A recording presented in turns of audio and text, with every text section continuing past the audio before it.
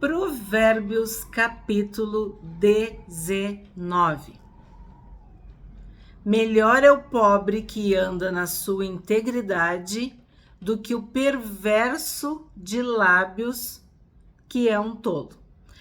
Aqui sim, está dizendo o quê? Que é melhor ser pobre e honesto, ser íntegro, ser correto, do que ser perverso, desonesto e tolo. Então, olha o peso da tolice.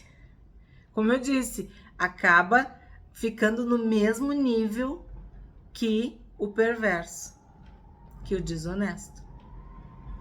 Porque Deus nos fez a sua imagem e semelhança. Nos deu inteligência, nos deu um cérebro, nos deu capacidades. E a pessoa joga tudo isso no lixo por causa da tolice.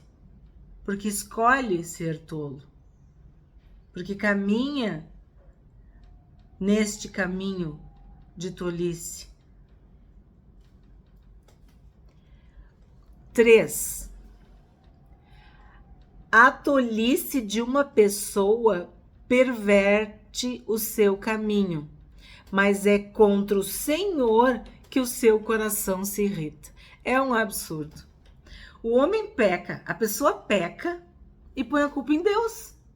Ela usa o seu livre arbítrio, a sua liberdade para pecar, para fazer errado, e ela bota a culpa em Deus.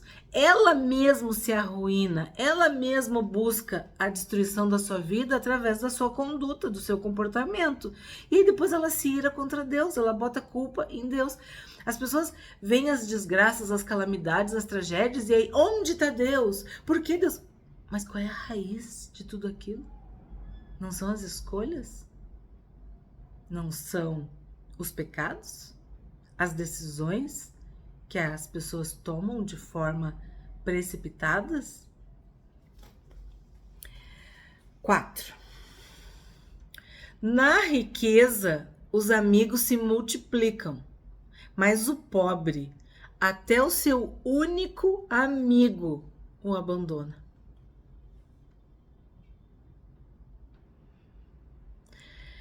Existe os amigos da riqueza. Eles não são teus amigos. Eles são amigos da riqueza que tu tem. Não se iludam. O próprio Provérbios diz: quem tem muitos amigos sai perdendo. Porque amizade não tem a ver com quantidade. Tem a ver com qualidade, com sinceridade. Então, o que está falando aqui? Que na riqueza os amigos se multiplicam. Tá entendido essa parte? É o presente, é a viagem, é a festa, é o churrasco, enfim. Na riqueza os amigos se multiplicam, fácil de entender. Só que aí vem essa outra parte que é meio difícil. Mas o pobre, até o seu único amigo o abandona. O que tá dizendo aqui? Que quando o barco tá afundando, as pessoas pulam fora do barco. Se tu é pobre, se tu tá passando por uma dificuldade na tua vida, tu vai ficar sozinho. Tu vai ver quem realmente te ama e se importa contigo. E aí tá dizendo que o que a sabedoria faz? A sabedoria observa. A gente viu no primeiro capítulo. Faz parte da experiência também da vida. A gente observa as circunstâncias e tira uma lição disso. Então, o que a sabedoria está nos mostrando? Que uma pessoa pobre, ela perde os parentes, os amigos. Lembra? Até o vizinho o odeia, os colegas. Ela é discriminada, ela é desprezada, ela é maltratada. Por quê? Porque o mundo valoriza e valida as pessoas pelo que elas têm e não pelo que elas são. Eles muitas vezes não estão se importando com o caráter, mas sim com a conta bancária da pessoa. Então isso é uma constatação da vida. 5.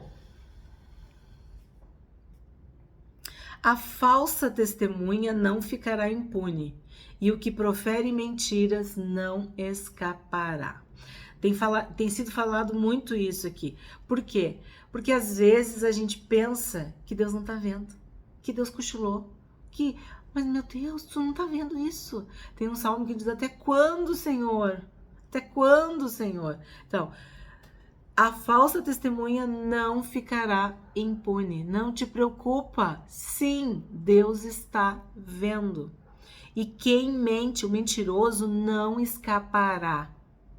Não vai ter escape, fuga para o mentiroso.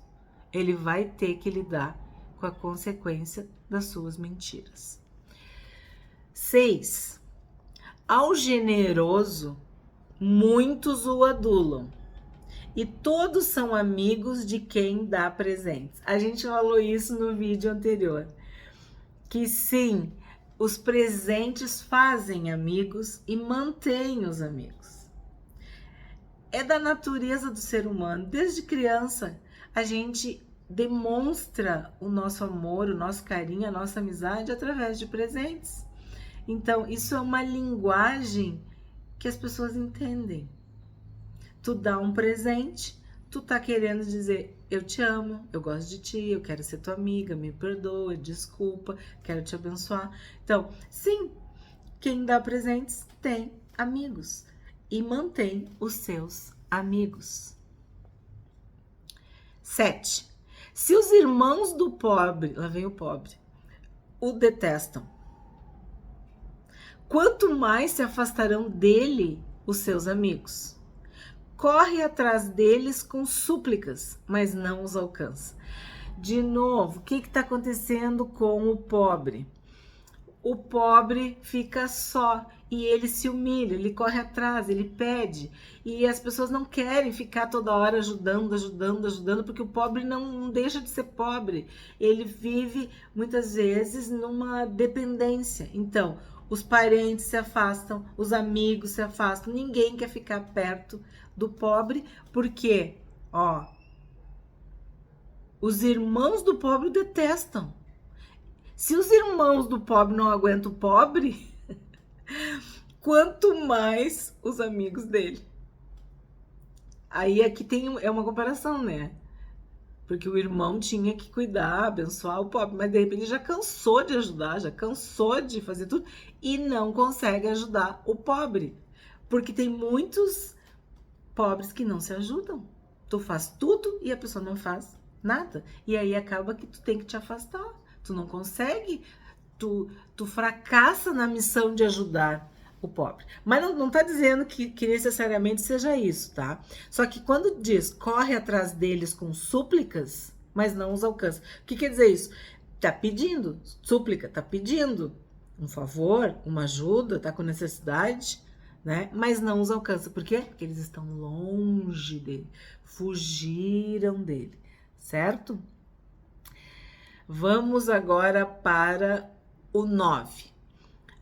A falsa testemunha não ficará impune e o que profere mentiras perecerá. É praticamente o 5. A falsa testemunha não ficará impune e o que profere mentiras não escapará. A diferença é que um diz que vai perecer. Esse perecer pode ser traduzido por morte. Mas assim, a diferença é essa. Que aqui já está deixando mais claro ainda, que vai morrer, que vai pagar com a vida por suas mentiras. Existem alguns países em que o crime de perjúrio, que é o que essa testemunha falsa, isso é gravíssimo.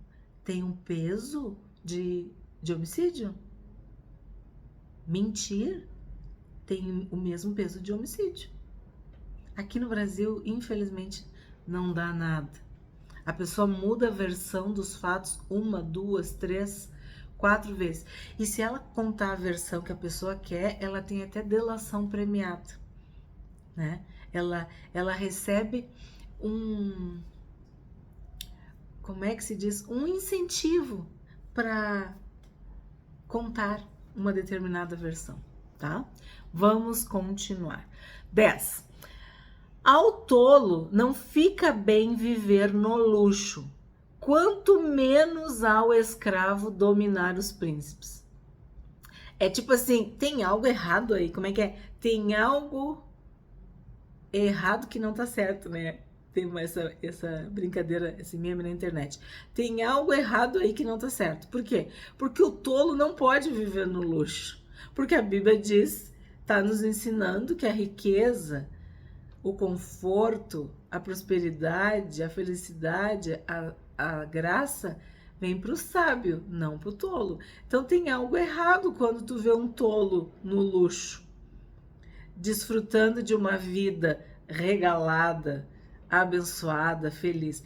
Algo não encaixa. E aí, para deixar bem claro que isso não encaixa, ele fala de que o escravo não deve dominar os príncipes. Então, ao tolo não fica bem viver no luxo, quanto menos ao escravo dominar os príncipes. É uma forma de deixar bem claro que não faz sentido algum um tolo viver no luxo, viver uma vida regalada, abençoada. 11. O bom senso leva a pessoa a controlar a sua ira. A sua glória é perdoar as ofensas. Ignorar uma ofensa, não deixar descer pro coração, não ficar ofendido, não ficar magoado, perdoar, isso é sabedoria. Isso é inteligência. Isso é focar a energia em coisas que são realmente importantes. A Bíblia diz, te alimenta da afronta, sofre o dano. Quer dizer, passa por cima de tudo isso. Isso vai te deixar mais forte ainda. Porque, em última instância, tu vai conhecer aquela pessoa. E isso já é muito bom. Tu saber que aquela pessoa não é de confiança. É uma lição que a gente pode tirar. Mas, acima de tudo, o perdão. Olha o que está dizendo. A sua glória é perdoar as ofensas. Tu te parece com Deus quando tu perdoa. Tu tá cheio do Espírito Santo quando tu perdoa. Tu é livre do cárcere quando tu perdoa. Tu joga uma bomba no inferno e nos desígnios e intentos de Satanás quando tu perdoa. Tu é livre, tu é feliz, tu é abençoado. As tuas orações são respondidas quando tu perdoa. Então, quando a palavra diz que é uma glória perdoar as ofensas, acredita. É uma glória, é uma honra, é uma bênção. É um presente de Deus quando nós perdoamos. É graça de Deus nós perdoarmos. Nós pagarmos o mal com o bem. 12. A indignação do rei é como o rugido do leão, mas a sua bondade é como o orvalho sobre a relva. Nós vemos um parecido, né, que falava do sorriso e da chuva, da ira, da morte. O que ele está dizendo aqui? O rugido do leão. Quando o leão ruge, ele paralisa a presa fica literalmente paralisada, não consegue respirar. Acontece vários fenômenos no corpo da presa. Ela já começa a morrer ali. Então, quando o rei se ira, no sentido de novo, de rei, de governante, de uma pessoa que tem autoridade, isso é algo que vai contra a pessoa, né? Então, o rugido do leão faz com que a pessoa tenha medo. É isso que está dizendo aqui. A ira do rei desperta medo. A gente tem que ficar alerta, porque pode vir algo sério, algo grave, porque a pessoa tem poder, tem autoridade. Ela tem como te fazer mal, assim como um leão. Ele ruge porque ele é o leão. Depois que ele ruge, ele pode te devorar, né? Ele já está dando um aviso que ele vai te devorar. Então, a mesma coisa é isso. A indignação do rei é como o rugido do leão. Mas a sua bondade é como o orvalho sobre a relva. No outro versículo era a chuva. Então, quando ele tá de bem, quando ele te abençoa, quer dizer, como é bom quando alguém usa a sua posição de autoridade para fazer o bem, para fazer justiça, para ser benigno. Isso é como um orvalho. Bonito, né? Muito bonito. 13. Um filho tolo é a desgraça do pai, e uma esposa briguenta é como uma goteira que não para. No propósito de Provérbios do primeiro semestre de março, a gente viu muito sobre a esposa, sobre a mulher que perturba o marido. E aí esse versículo está dizendo que a mulher, a esposa briguenta, ela é como uma goteira que não para, que não passa. E que um filho tolo é a desgraça do pai. Então o que a gente vê aqui? Como a família pode ser bênção ou ser uma maldição, né? Como pode te fazer feliz, pleno, realizado, ou pode ser uma desgraça, uma perturbação, uma tristeza, uma infelicidade. Porque o que entristece mais um pai? É ter um filho tolo, que é o contrário de ser sábio, que é o contrário de ser obediente. É muito triste, é uma desgraça, ó. Um filho tolo é a desgraça do pai. E o outro exemplo é da esposa em relação ao seu relacionamento com o marido, que ela briga. Lembra? A tradução dizia rixosa. Tá sempre reclamando, murmurando, incomodando, perturbando, que nem uma goteira que fica pingando, pingando. Olha, ninguém aguenta.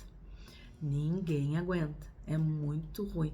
Eu lembro em outro apartamento que a gente morou, o vizinho de cima, o ar-condicionado dele pingava no nosso ar-condicionado. E aquele barulho no metal fazia assim, aquilo era terrível. A gente não sabia mais como resolver aquilo. Porque tu não consegue dormir. E o vizinho tava com toda a boa vontade, botava um cano para lá, puxava para cá. Era uma coisa assim. Sabe qual foi a solução que foi feita? Se colocou uma esponja que absorvia aquelas gotas. Aí, olha que lição que a gente pode pegar. Uma esponja, algo que absorve, algo que retém, quer dizer, a murmuração é a pessoa botando para fora aquilo ali. Fica derramando aquela murmuração, aquela queixa, aquela incomodação. Quando tu absorve, tu começa a agradecer, tu começa a orar, tu coloca aquilo, tu transforma aquilo em algo para ti. Para a perturbação. Tem algo que tu não gosta e aí tu murmura. Aí o que tu faz? Pega para ti, leva para Deus. A murmuração é falta de oração. Se tu acredita que tu tem um pai que te ouve e que lembra que a gente está vendo, que se alegra quando tu fala com ele, que se agrada de ouvir a tua oração, por que tu vai murmurar? Então, não gasta tua energia murmurando, pingando, pingando, pingando. Retém, coloca a esponjinha ali, não perde aquelas gotas ali, faz aquilo virar o quê? Oração. Fala para quem pode resolver. Então, a esposa fica brigando com o marido, falando, porque ela deve achar que o marido vai resolver. Mas muitas vezes, quem vai resolver é Deus, é o Pai Celestial. Então, se tu fala e não resolve, não fica falando, porque vai virar uma murmuração, vai virar uma queixa. Tu vai te tornar uma esposa briguenta, rixosa, insuportável. Então, transforma a tua murmuração, a tua dor, a tua queixa, a tua insatisfação, a tua infelicidade em oração. Tu vai ver a tua sorte mudar, tu vai ver Deus agir na tua vida, tu vai experimentar a boa, agradável e perfeita vontade de Deus. Nós estamos angustiados, tu ora, aquela angústia vai embora. Tu tá ansiosa, tu tá nervosa, tu tá preocupada, tu tá sem sabedoria. Creia no Pai Celestial, creia no teu Pai. ora, pede pro Pai que tudo vai mudar. Vamos para o 15. Por que eu pulei? Porque o 14 já foi trabalhar. Eu vou ter que ficar explicando isso algumas vezes, né? Ó, eu tava no 13, né? Um filho tolo é a desgraça do pai, uma esposa briguenta é como uma goteira que não para. Aí eu pulei pro 15. Por quê? Porque o 14 nós já trabalhamos no propósito de provérbios do primeiro semestre. Nós estamos resgatando os textos que não foram lidos, estudados no primeiro semestre. Então, vamos para o 15. A preguiça faz cair em profundo sono e o ocioso passará fome. Vocês viram que o preguiçoso, ele é um personagem que aparece no livro de Provérbios do início ao fim. Por quê? Porque a preguiça é um pecado capital. Ela é algo que atrasa a vida da pessoa. E o preguiçoso, ele passa fome. A preguiça faz cair em profundo sono e o ocioso passará fome. Da outra vez eu falei que é como se estivesse bloqueado, tu não podia, não tinha como tu fazer funcionar. Aqui tá falando profundo sono. Tá desmaiado, tá morto, porque quando as pessoas morrem dizem assim, adormeceu, descansou. Então, o preguiçoso, a gente pode falar isso também. Tá morto, tá desmaiado, não vive. Não coloca os seus talentos, suas habilidades, sua capacidade em ação. Não, fica tudo adormecido. E isso vai fazer o quê? Vai fazer com que ele passe fome, é o que a palavra diz. 16. Quem guarda o mandamento, guarda a sua alma. Mas o que despreza os seus caminhos, esse morrerá. Esse é simples. Guarda o mandamento, vai viver. Guarda a alma, tá protegido. Não guarda, vai morrer. Quem guarda o mandamento, guarda a sua alma. Mas o que despreza os seus caminhos, ou os mandamentos, esse morrerá. 17. Quem se compadece do pobre, empresta ao Senhor, e este lhe retribuirá o benefício. Esse é um dos provérbios que as pessoas usam muito. Quem se compadece do pobre, ou quem socorre o pobre, empresta a Deus. É muito comum as pessoas falarem. O que quer dizer isso? A gente já estudou também alguns versículos em que diz que Deus que criou o pobre. Por quê? Porque Deus criou todas as pessoas, Ele é o Criador. Então, o que Ele faz? Ele espera que nós ajudemos aquele irmão, o próximo, o semelhante, o outro ser humano. Quando a gente não faz isso, Deus não se agrada. Mas quando a gente socorre, abençoa, se compadece, Deus nos abençoa, Deus nos recompensa. Nós temos um galardão diante de Deus. Então, por isso que ele deu, eu dei para o pobre, mas na verdade eu estou emprestando para Deus. Olha que revelação essa palavra. Olha só. Quem se compadece do pobre, quer dizer, a pessoa ela não faz porque é para fazer, ela faz porque ela se compadece. Ela tem misericórdia, ela quer ajudar, ela está vendo a dor, a necessidade, a aflição. Então ela oferta, ela dá esmola, ela socorre o pobre na sua necessidade. Seja a necessidade que for.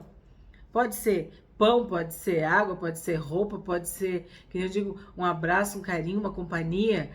Quantas pessoas, né, que doam o seu tempo, vão ler um livro ou a Bíblia, vão fazer alguma coisa para idosos que estão muitas vezes abandonados em clínicas, que recebem visita uma vez por mês. Eu não vou ficar dizendo aqui, mas tu pode fazer muita coisa pelo pobre, pelo necessitado. Que isso é fruto de compaixão, de misericórdia, de bondade, de benignidade, de amor. Quando tu faz isso, tu não tá apenas ajudando o pobre, aquela pessoa. Tu tá emprestando ao Senhor. Tu imagina isso? Tu consegue administrar isso na tua mente? Tu, pequenininho, tu tá emprestando ao Senhor. Aí o que o Senhor faz? Ele te recompensa. É como se ele te devolvesse com juros e correção monetária. É isso que Deus faz. Ele vai retribuir o benefício que tu fez para aquele pobre necessitado. E isso é como se fosse assim, ó, créditos, créditos, créditos. Tu tá adquirindo créditos, créditos, créditos. Que nem eu já contei outra vez no outro, mandando tijolinho pro céu. É o sentido das boas obras. Isso não é salvação. É muito perigoso as pessoas acharem que o que eu tô falando é salvação. Não, a salvação é mediante a fé no Senhor Jesus. Depende de Jesus. Ele que morreu na cruz, seu sangue me perdoa de todos os pecados. Eu estou falando de santidade, de santificação, de vida cristã, de uma vida piedosa, de alguém que faz a vontade de Deus, que obedece. E sim, socorrer os necessitados nas suas dificuldades, aflições, é mandamento. A gente acabou de ver, ó. Quem se compadece do pobre empresta ao Senhor, e este lhe retribuirá o benefício. É isso que eu estou explicando. Isso é diferente da salvação em Cristo. Tu pode ajudar todos os pobres, tu pode dar o teu corpo para ser queimado, tu pode vender todos os teus bens. Isso não vai te salvar. Só quem vai te salvar é o Salvador, é o Senhor Jesus, que morreu na cruz, derramou o seu sangue para perdoar os teus pecados, perdoou os teus pecados. Ele assumiu o teu lugar na cruz para que tu fosse salvo. São coisas diferentes. Salvação e santificação. Ter um coração misericordioso, compassivo, dadivoso, altruísta, generoso. É disso que eu estou falando. 24.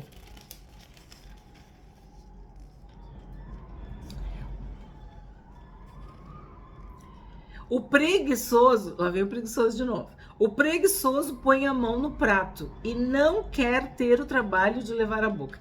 Gente, aí é o cúmulo da preguiça, né? Tu tem preguiça até de comer. Acho que não tem que explicar. Não tenho que explicar. Esse versículo é assim, ó. O cara é tão preguiçoso, que ele tem preguiça até de comer. É isso que tá dizendo. Agora imagina fazer a comida, né? Imagina lavar o prato, né? Preguiçoso. Nem se dá o trabalho. 25. Castigue o zombador e o ingênuo aprenderá a prudência. Repreenda o sábio e ele crescerá no conhecimento. Aqui a gente também já falou várias vezes. O zombador, ele precisa ser castigado. E quando a gente repreende o zombador, o escarnecedor, o que debocha, o simples, o ingênuo, aprende a lição. Ah, se eu fizer, vai acontecer a mesma coisa comigo. Então, tu já corta o mal pela raiz. 26. Quem maltrata o seu pai ou manda embora sua mãe é filho que causa vergonha e traz desonra. A Bíblia é clara. Quem quiser amar a vida, quem quiser ter vida longa, quem quiser ter longevidade, quem quiser ver dias felizes, tem que honrar seus pais. Honra teu pai e tua mãe para que se prolongue os teus dias na terra, que o Senhor teu Deus te dá. Então, é claro que se tu desonra, tu tá descumprindo o mandamento. E aqui é bem claro, maltratar o pai, mandar a mãe embora. Quando o pai fica velho, o pai fica doente, o pai fica pobre, não sei. Desonra o pai, envergonha o pai. Faz tudo ao contrário do que aprendeu na família. Isso é desonrar o pai e a mãe. 27. Meu filho, se deixar de ouvir a instrução, você se desviará das palavras do conhecimento. Bom, toda vez que a gente parar de ouvir, a gente vai pecar. porque a fé vem pelo ouvir. E nós precisamos todo dia de pão, todo dia de alimento, né? Eu quis dizer, de água. Todo dia a gente precisa cuidar do nosso corpo, a gente precisa dormir. Todo dia a gente precisa da palavra de Deus. Não é porque ontem, porque semana passada, porque o ano passado, porque 10 anos atrás. Não, é o pão nosso de cada dia. Todos os dias nós precisamos aprender a instrução. Buscar as palavras de conhecimento. É o que nós estamos fazendo aqui. Primeiro semestre de 2023 nós estudamos Provérbios. É um dos livros de sabedoria que tem na Bíblia, mas eu considero o principal.